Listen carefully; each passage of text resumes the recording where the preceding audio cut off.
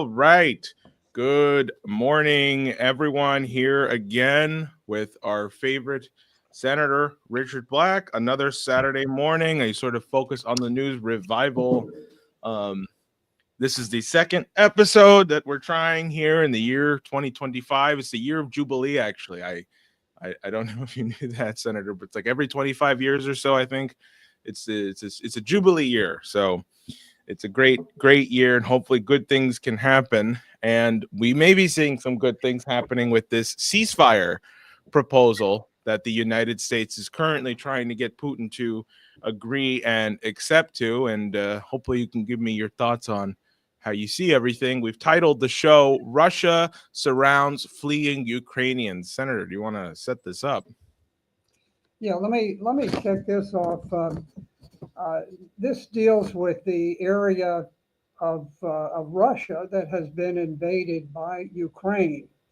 Um, Back in August, Zelensky made a decision that because of the upcoming elections in the United States, the waning support for the war, and the fact that he was very anxious to have the Democrats win. Um, he made a decision that Ukraine would attack into Russia itself, not simply to try to recapture areas of Ukraine that the Russians had seized. And so back in August, he launched a very audacious and very controversial attack. What he did, he had to draw troops from the front lines all along the 2,000 kilometer battlefront, and and he focused them up on the area of Kursk. Kursk was very famous in the Second World War because while its history is somewhat murky about it, there was a huge tank battle. It's said to be the biggest tank battle in history, and it certainly was a turning point in the war between Germany and the Soviet Union during the Second World War. And so it has some emotional appeal to the Russian people for that reason. Now, the area that the Ukrainian army invaded uh, really didn't have much in the way of resources or people or anything. It was a relatively remote area, and so even though they went in, they seized a 500 square mile area, a good little chunk of terrain. They did it very suddenly, very successfully, and uh, but it didn't. It wasn't a piece of land that had a great deal of strategic significance. It was mostly political. It was designed to tell the populations in the West, particularly in the United States, that Ukraine was on the offensive, that the war really didn't need to be uh, shut down. I remember this, right? This was like the spring counteroffensive, right? That was coming. It's coming. It's coming. Like they were. I remember they were announcing, "Oh, it's coming. A counteroffensive is coming. It's just a few months away in the spring," and then it finally came. Right. This is that same right. Well, this is sort of connected.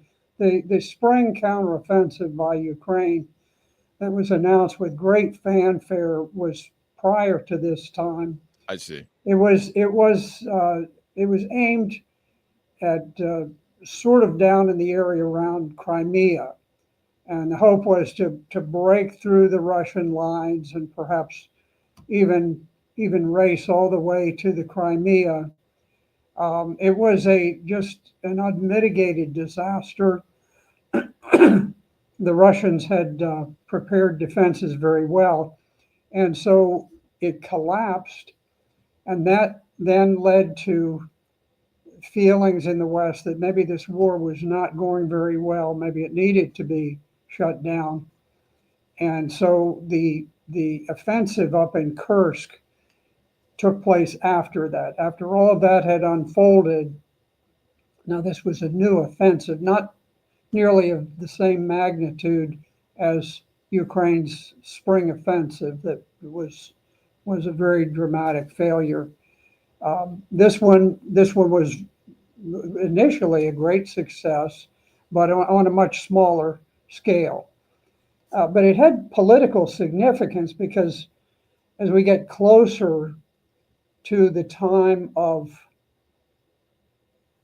discussing a peace deal, it gave Zelensky a bargaining chip where he could say, okay, if I don't want to give back my piece of Russia if you don't give back my pieces of Ukraine.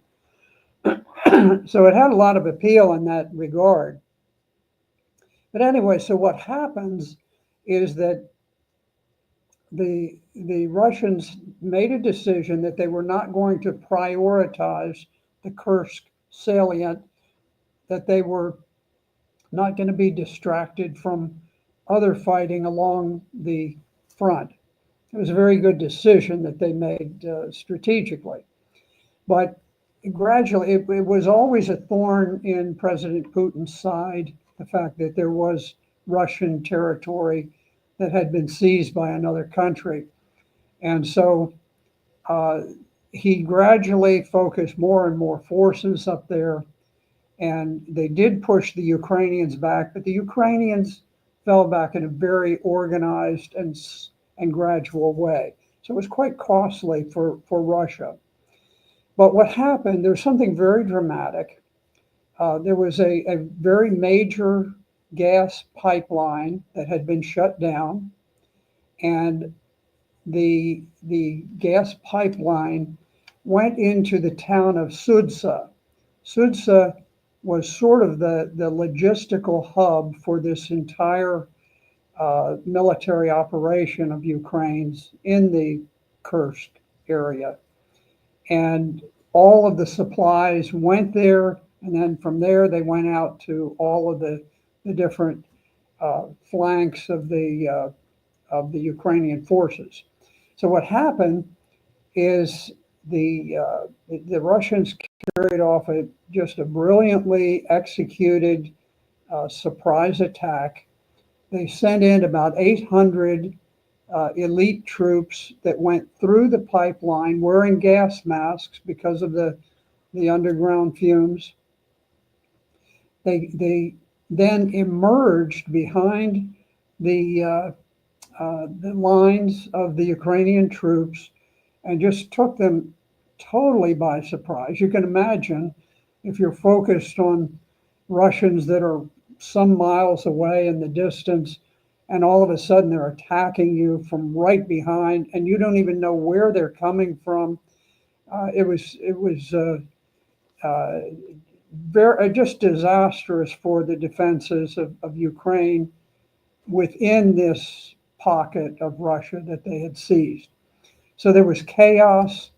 Uh, they they seemed to be fighting in all directions, and very quickly, this major logistics hub where the headquarters and everything of this invasion were in Sudza, it collapsed, and the Ukrainian forces were thrown into a headlong retreat. A tremendous amount of heavy equipment was destroyed or damaged. Other things were simply abandoned as the soldiers fled to the woods so that they could, sort of infiltrate back into Ukraine. It's not clear how many of them made it. Uh, President Trump said that thousands were surrounded. President Zelensky denied that. I suspect that the numbers may not be in the thousands, but it's not clear. They may be. Um, in any event, it's very clear that it was a major defeat, a strategic defeat for Ukraine, and uh, just the last few villages are being cleared. Ukraine is clearly pulling all of its troops out of the Russian territory. It's probably only a matter of a week or so before the last of them are gone. And it looks as though Russia may just continue and now push on into Ukraine. So that is where they are now. And at this point, I think we begin to look at sort of a total turnover of the situation regarding the peace talks. Um, so first of all, I just want to say there's a comment here. Hello, Senator Black from Uzbekistan at the crossroads of the Silk Road. So just wanted to kind of put that out there. All our best to Uzbekistan um, out there. so I wanted to kind of get your thoughts on the actual ceasefire deal. It seemed like all the Western media was saying that Putin's not going to take the ceasefire deal. Putin's foreign policy advisor Uskov said we're not taking the ceasefire deal because it only allows Ukraine 30 days to sort of recollect itself, rearm itself, so that it can then continue fighting after the 30 days. But then Putin did something where he said, we like the spirit of the ceasefire, and if it really does lead to a lasting peace, yeah, we would consider it. Obviously there had to be some conditions involved, but that like kind of like surprised a lot of people, including some of our friends who also do commentary on the news and what's going on in the world. What was your take on that? Why do you think Putin actually did kind of come out with this, like, maybe, yeah, we'll do it statement? Russia would like peace. Honestly, Russia never wanted the war. It was NATO that wanted the war. Um, and so I think President Putin does want peace, but the situation is different than it was some months ago. There was a time where there was essentially a stalemate all across the front. And it was a very bloody stalemate, but the lines were not moving. Perhaps at that time, if there had been a proposal for a 30-day ceasefire, both sides might have done it and sort of cooled things off in place, and maybe something could emerge from that.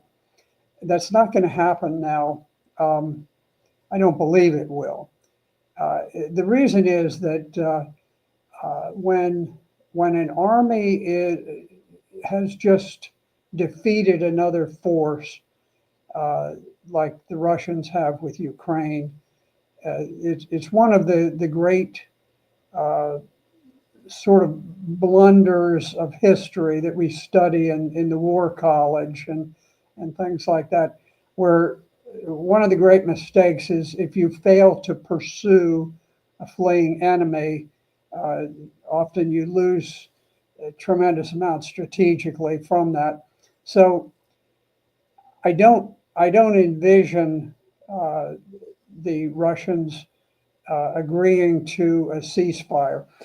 What they want a permanent peace. They want the war to end, and not just to have a pause in the war. Uh, Even as all of this is unfolding, the UK has just convened all of the European militaries to see how they can double down to support Ukraine in the war. And they came back, and Starmer said that we'll accelerate our military support, we'll tighten the sanctions, and we will explore lawful routes to ensure that Russia pays for damage to Ukraine. I think what he's referring to there is that US and UK banks were authorized to basically steal the Russian government deposits, about $500 billion that are in these banks, and they have used the interest on those deposits to pay for weapons to use against Russia. So it's Russian money being used to kill Russians, and ultimately, There's a lot of pressure by the banks on the government of the UK and the US to make lawful the the theft of all of the Russian bank deposits so that it enriches the banks, and they use it to issue bonds that do all kinds of things. But anyway, the bankers make tons and tons of money, which is historically that's something that banks do is they make money on wars. But anyway, uh, so the UK was trying to get this contingent of the willing who would be willing to move into Ukraine to act as peacekeepers and have their powder ready for when the war would resume. Uh, Italy has already opted out. They said, no, we're sorry, we're not buying into World War III. Now that's not what they literally said, okay, but Giorgia Meloni said no. She said we don't envision sending soldiers to Ukraine. So it comes down to the UK and France wanting to get some toehold so that 4 years from now, uh, when Trump is no longer president, hopefully they'll have either a Democrat or a globalist Republican, and then they can kick off World War III. Uh, Russia is going to demand that not happen. They are going to demand no uh, NATO troops be in Ukraine. They're going to demand that there are legal and treaty assurances that NATO will not ever enter Ukraine. Ukraine will not be part of NATO, and the Russians want the world to acknowledge that certain Russian-speaking areas of Ukraine, which are now under Russian control, that those are part of Russia. In other words, they want a line drawn on the map that will be permanent and hopefully uncontested. So we're going to see this back and forth. When you hear President Putin say, well, we'll look at a ceasefire and perhaps we'll consider it, he's not very likely to actually accept it. But he's trying to keep the dialogue going. To some extent, the United States and Russia are both trying to just keep the dialogue moving and try to move towards a permanent solution to all of this. But it's interesting that the Guardian had a good little article that is entitled "Ukraine's Retreat from Kursk Appears to Mark the End of an Audacious Operation." And that operation is the one we've been talking about, captured 500 square miles. And they said that on Thursday, Russia announced that it had regained full control of Sudza, which was the major town within that enclave. And they pointed out that there was some commentator who said that the defeat of Ukraine gives Russia a new bout of enthusiasm and adrenaline to pursue the war. And I think that's true. But at the same time, President Putin wants the war over. He's always wanted it over. He didn't want it to start. And so I think we're going to see a lot of things unfolding. There was a little article in the Associated Press the other day where they were sort of going back and they were criticizing Trump a little bit because he had said that he was going to end the war within 24 hours and he hadn't done it. I think it's beyond question that President Trump has made enormous efforts to end the war, continues to make enormous efforts, and he will end the war in the in the reasonably close future. Yeah, I wanted to get your reaction on this. Donald Trump posted this on Truth Social. He said, "We had a very good and productive discussions with President Vladimir Putin of Russia yesterday, and there is a very good chance that this horrible, bloody war can finally come to an end. But at this very moment, thousands of Ukrainian troops are completely surrounded by the Russian military and in a very bad and vulnerable position. I have strongly requested to President Putin that their lives be spared. This would be a horrible massacre, not one seen since World War II. God bless them all." Yeah, and I think that was President Trump. Again, giving encouragement to end this war. Here we have this great defeat of the Ukrainian army. Um, it's going to be easier said than done to save the lives of the retreating troops. It would be one thing if they surrendered. It's been the practice of the Russians to treat surrendered troops in a very humane way. They've been very, very good about basically following the Geneva Conventions, if you will. But in this case, Ukraine has ordered these troops to retreat back into Ukrainian territory. So I think a lot of them will escape, and there will be quite a number of them killed in the process. But I think it's a worthwhile thing for Trump to say anyway. That he's made it clear the interest of the United States first and foremost is to achieve peace and to stop this needless slaughter of human beings, whether they're Ukrainians or Russians or who they are. So I think each time something like this unfolds, we're just drawing closer and closer to the point where finally the two sides are going to say, okay, here's something that we agree on. My guess is that Ukraine is not going to like what they have to agree to.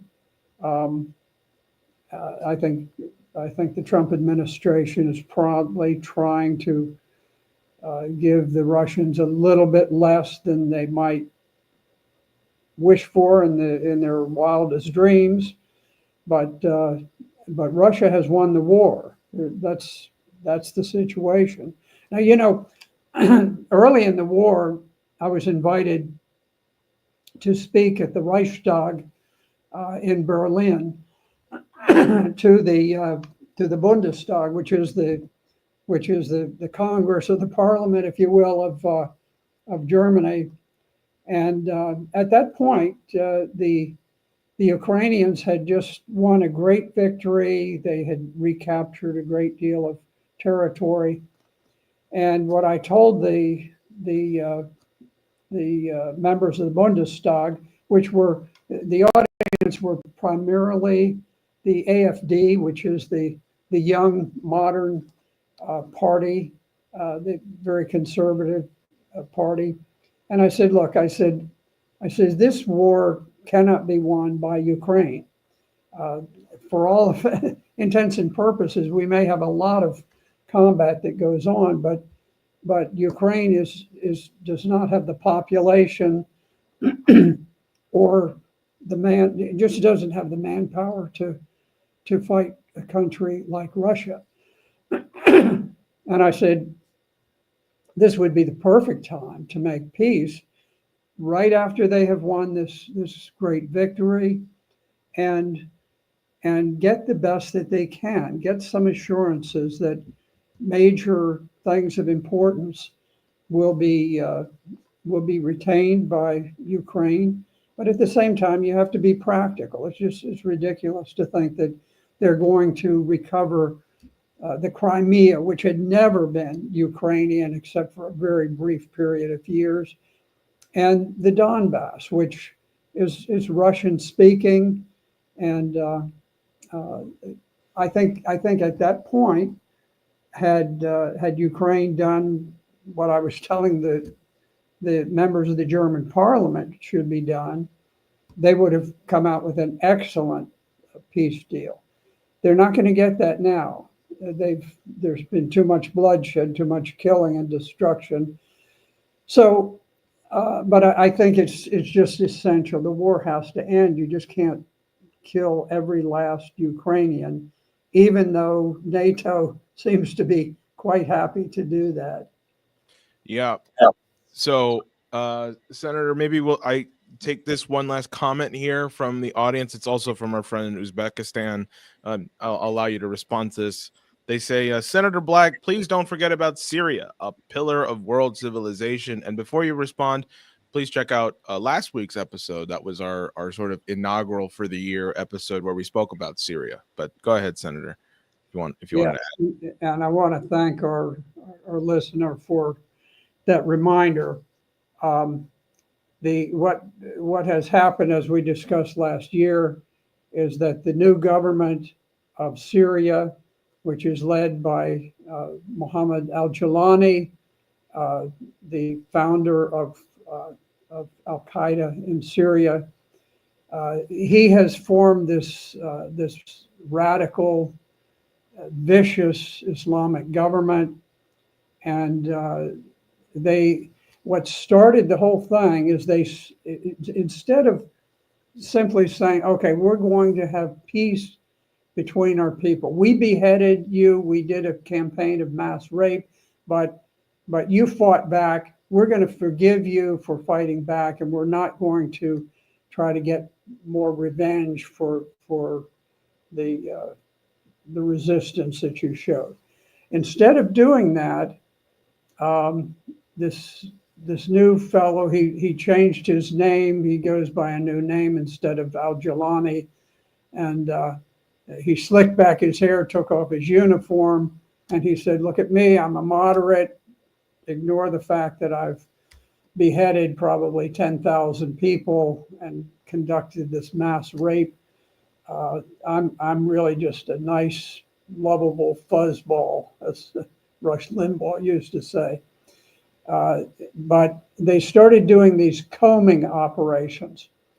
And the purpose of the combing operations was to ferret out Syrian leaders, and particularly among the Alawites, who were the predominant political group within Syria. And they were going out and they were just snatching these people, and undoubtedly they would be executed. And what happened is that some of the veterans who had fought through this 13, 14 years of war decided they just weren't going to take it, and they fought back, and they killed a bunch of the Al Qaeda people who came into town. And now they don't call themselves Al Qaeda anymore, but they certainly are derivatives from that. And anyway, then the mosques in the Idlib province and the other radical areas, the radical mosques called for jihad, and they sent people into the areas of Latakia and Tartus province and Hamas homes, and they just began identifying Alawite people. Alawites are a little bit distinct from some of the Syrians. They're more Europeanized people. They don't have the radical Islamic beliefs, and they're very modern, very very well educated, very intelligent people, and so the new government of Syria, the radical government, called on the mosque. The mosque sent people in, and they conducted an ethnic cleansing where they would go in. I got a letter from a very fine woman, and she mentioned a family of 11 people, and she gave me their names and their situations. And honestly, if you had said, here's a an extended family of 11 people in the United States. Here are the things they're doing. It would kind of match with what these families were doing there. Every member, man, woman, child, everybody was butchered by this new government of Syria. Now the government tries to distance itself. It says, "Oh, this is just some renegade people," but the people going in are wearing full uniforms. These are not people who are just grab a gun and put on your turban and run in. These are people who appear to be well-trained, militant Al-Qaeda soldiers.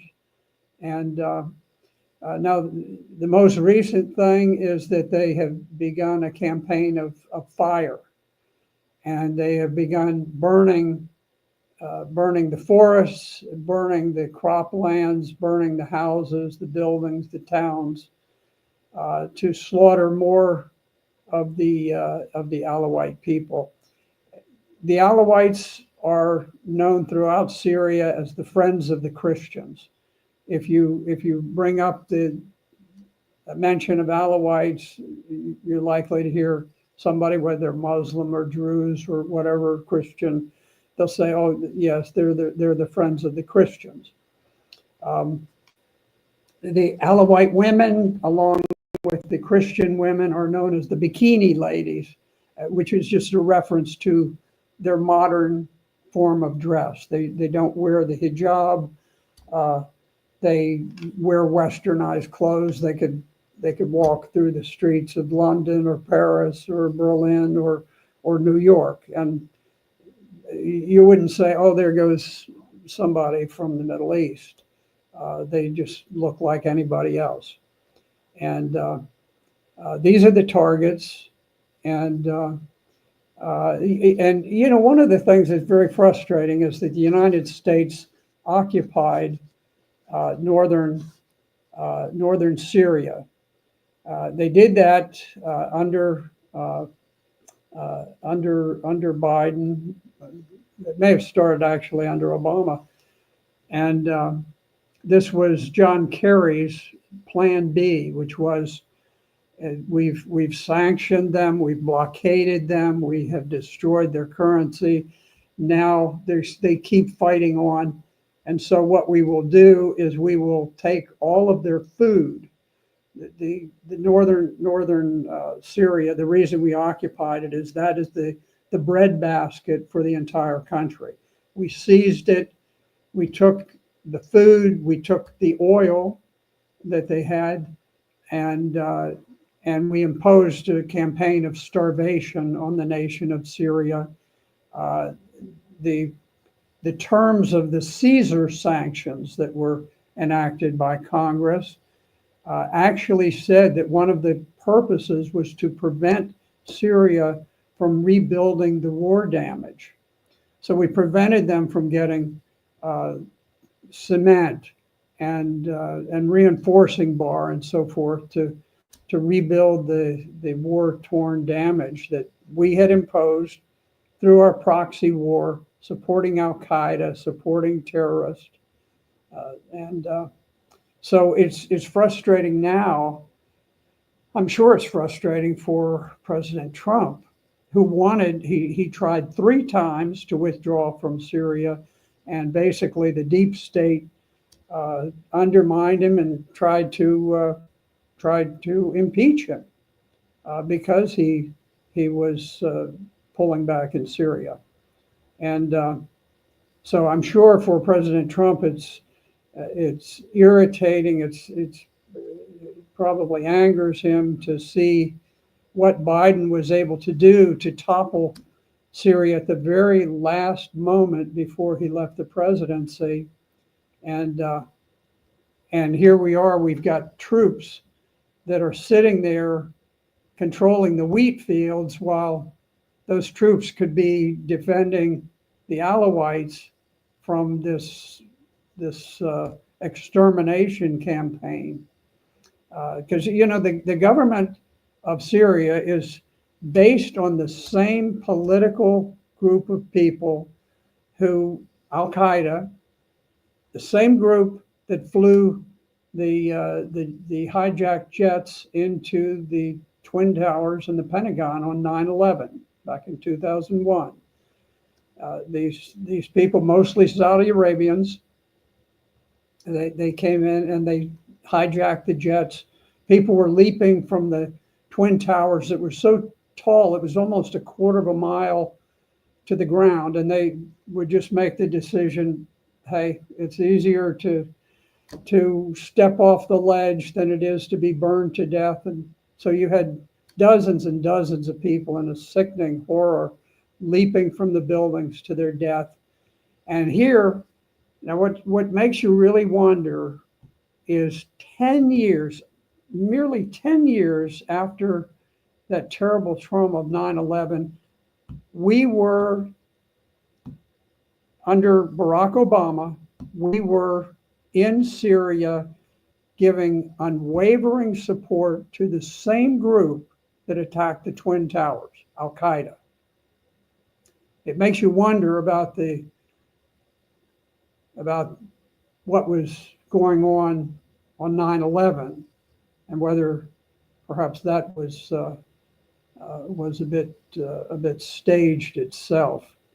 But in any event, terrible things continue happening in Syria, and we can only pray that we need to keep the attention on it, and we just need to pray that perhaps President Trump can bring some pressure to bear, and perhaps what he needs to do maybe is just pull those troops out of the north and create a peacekeeping force and land it on the shore there where the Alawites are and go in as peacekeepers. I don't know, but that's kind of a wild, off the cuff idea. But we do need to do something to stop this unmitigated slaughter of totally innocent people. Absolutely. Well, Senator, well, I think we're up for time now. But thanks for doing this again. Any final words for our audience? No, I think that's about it. I just pray for Syria, pray for peace in Ukraine. I am confident that the Trump administration is dead serious about bringing peace around the world, and I certainly wish them Godspeed in that mission. Okay. All right, everyone. We are out.